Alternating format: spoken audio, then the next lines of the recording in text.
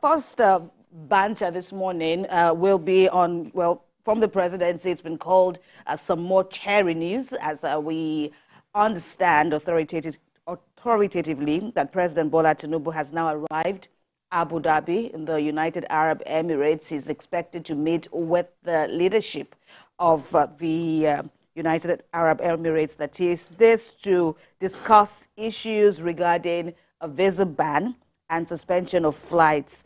Many Nigerians had been affected by this October ban. And in the statement by the special advisor to the president on media and publicity, Ajuri Ngelale, the meeting will address these issues while maximizing the opportunity of the stopover to advance investments promotion objectives.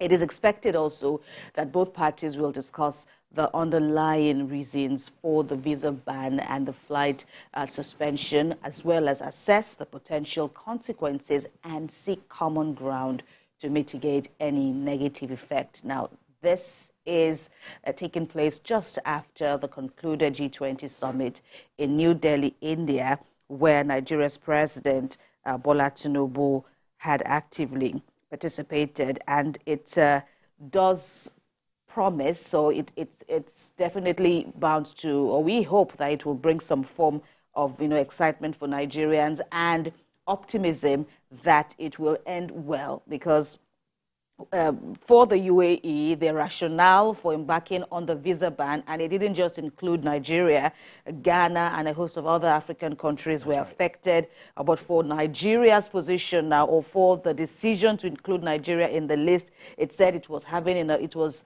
unable to access repatriated funds, and now this. But incidentally, reports say that even with the ban, capital importation from the UAE totaled as much as $225.1 million, since the October move. But with President Tinubu, not stopping in Nigeria, but from India, he has now arrived in Abu Dhabi.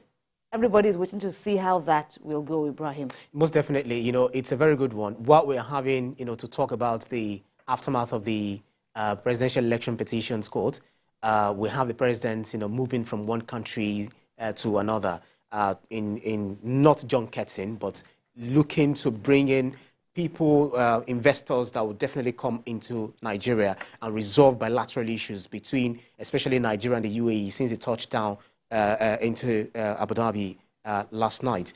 So the president is also to address, these lingering bilateral issues, what maximizing the opportunity of the stopover to equally advance is investment promotion objectives, with high-level authorities in the public and private sectors in the United Arab Emirates. So recall that, beyond that, both Nigeria and the United Arab Emirates have enjoyed, mutual bilateral relations over the years. Recall sometime in March this year, both countries were making efforts to drafting a memorandum of understanding. On military defense cooperation in areas of technology, transfer, exchange of information, intelligence, training of military personnel, procurement of military equipment, platforms and ammunitions.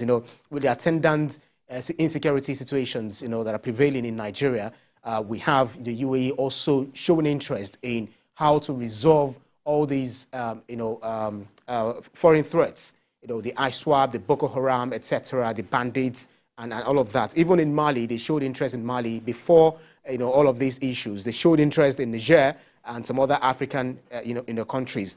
They also looked at, there's also another issue which has been on ground.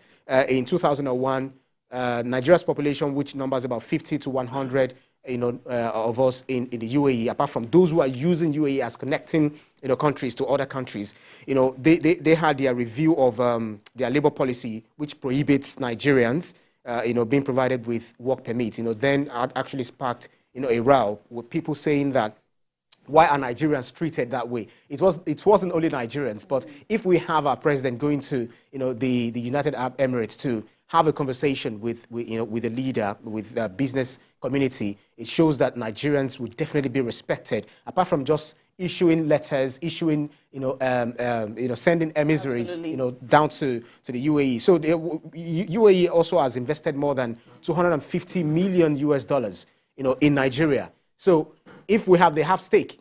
And they've also invested up to, I think sometime, no, in 2022, they also supported one of our major road projects. That is the Mina Bida road project. So, there's a lot that they've done together.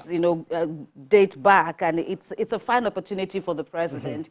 And it's good. Analysts have said it is good after hosting the UAE ambassador to Nigeria in Abuja recently, and now taking this upon himself. It would also be a fine opportunity, as the president met with Nigerians living in India. He spoke with the students, he spoke with the business community, as you say. It would also be a good moment for our nationals, our compatriots over there, to also, rub minds with the president. That's right.